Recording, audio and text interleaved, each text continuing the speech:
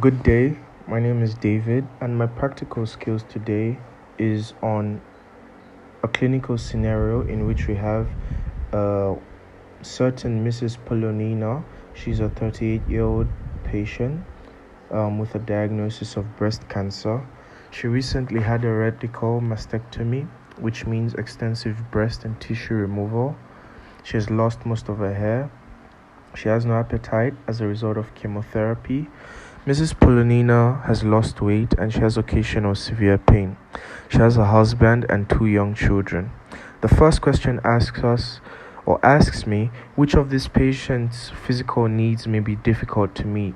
I think Mrs. Polonina's self-esteem needs might be the most difficult to meet. And how can the nursing staff help Mrs. Polonina meet these needs? Well, there are a series and a range of steps the nursing staff can take.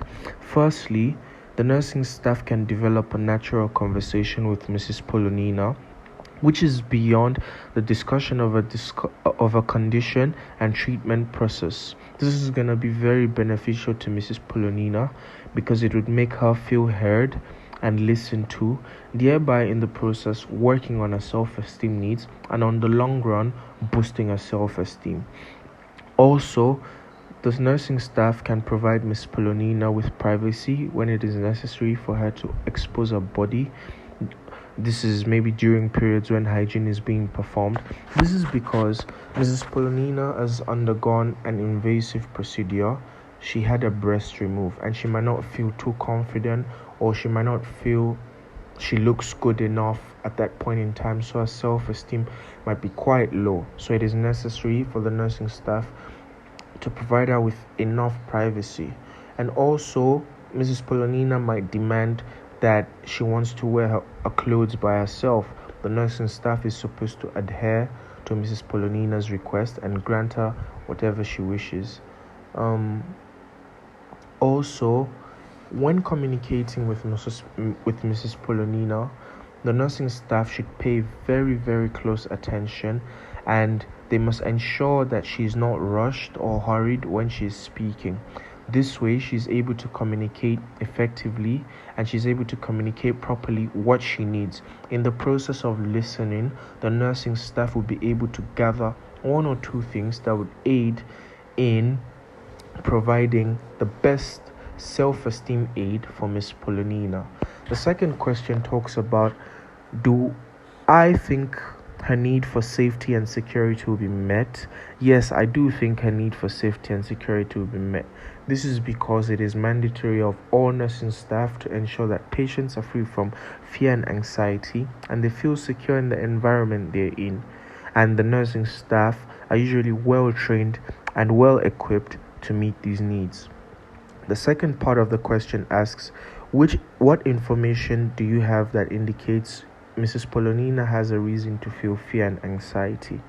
Mrs. Polonina might feel fear and anxiety because she has lost most of her hair. First of all, that is a major reason for her to be afraid or anxious. She might wonder if her hair might never grow back. Is it a permanent situation?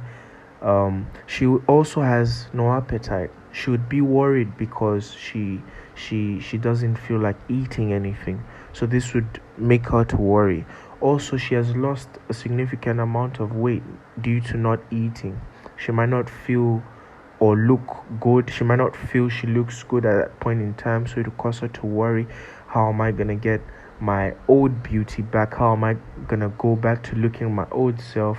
Also, and finally, she has severe pains. This would be a source of worry because she's going to worry if the pains are ever going to stop. Are they going to be something permanent? So these are reasons why Mrs. Polonina might feel fear and anxiety. The third question asks me how Mrs. Polonina's condition affects her relationship with her husband and her children. Now, her condition will make her relationship with her husband and her children a relationship of constant fear, anxiety, distress, and helplessness. I'd expatiate. Now, the reason being, the husband may constantly feel fear of losing his wife, and the children will constantly feel the fear of losing their mother. And this in turn would lead to a feeling of helplessness because it's not within their power to save her life. Also, they would be very anxious to know if Mrs. Polonina is indeed responding to treatment or her condition is deteriorating. So they would feel helpless, they would feel fear, and they would feel anxious at the same time. However, amidst all these feelings and emotions, their bond as a family might become stronger because a husband and her children would constantly and regularly visit to extend physical and emotional support, and in the process, outward displays of affection occur which further their relationship and boost their relationship as a family. The fourth question asks, how do I think her sexuality might be affected? Now, cancer can affect her sexuality in various ways. Cancer can affect her sexuality in the sense that she might feel less attractive again, and she might think her husband might not look at her the same way since her breasts have been removed. Therefore, she might not also want to have sex. Excuse me. Also, it is known that chemotherapy lowers estrogen levels.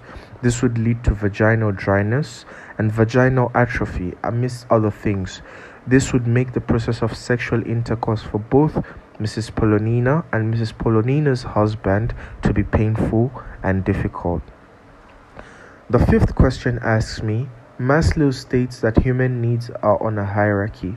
Describe how this hierarchy may change throughout the day for Mrs. Polonina. Now, for Mrs. Polonina, her physiological needs are usually the first to be satisfied, and her physiological needs are not so complex because they can be satisfied without too much hassle. This is because she can easily be provided with food, water, clothing, shelter, rest. As the day progresses, her physiological needs are satisfied because her fears and anxiety are eased by the nursing staff. Her safety is also ensured, therefore her safety and security are satisfied in the process. She is ensured of a safe space, of a safe environment. Also, as the day progresses, her love and affection, belonging needs, this is also called emotional needs, are satisfied. And this can be ensured by allowing her family, which is her husband and her children, to visit her so she doesn't feel lonely or isolated. Additionally, simple gestures such as smiling, kind words, or even gentle touches from the nursing staff go a long way in satisfying these particular needs of Mrs. Polonina. After emotional needs have been satisfied, her self-esteem needs need to be satisfied, and this involves development of a natural conversation with Mrs. Polonina by the nursing staff, beyond discussions of her conditions, beyond discussion of her treatment process, so that she can feel heard or listened to. Also, they must ensure that she's provided with privacy and allow her to express herself without hurrying her or rushing her. And then finally, a self-actualization needs are satisfied by setting small realistic goals for her to achieve. For example, in the case of Mrs. Polonina, she has cancer. She was diagnosed with cancer. And also it was told to us that she has no appetite due to chemotherapy, and she's losing a significant amount of weight because she's not eating. So an ideal, a realistic goal that can be set for her would be to encourage Mrs. Polonina to at least eat half of a meal so that she can have energy and not feel weak. So by setting such realistic goals, her self-actualization needs are met, and we can observe that the hierarchy moves from bottom to the top. Thank you very much.